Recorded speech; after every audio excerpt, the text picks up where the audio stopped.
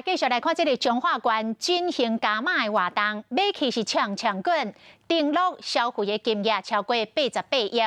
由县长王惠美甲贵宾共同来推出着2间的青年主体、30台的电动机车，甲6000外的现金奖。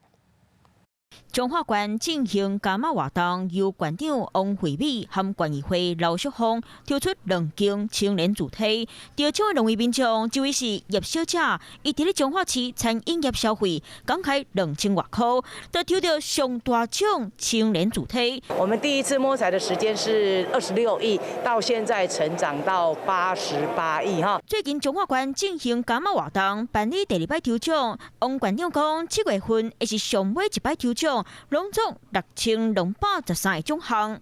那我们下次摸彩的时间呢是在7月7号。那记得你一定要在6月30号之前在彰化县内消费。彰化15间观光工厂，20几个农场。王县长欢迎大家把钱开伫咧彰化，做未来进行经济。华视新闻看起来，赶快订阅我们的华视新闻 YouTube 频道，欢迎按赞、订阅、开启小铃铛，最新最及时的资讯要提供给你。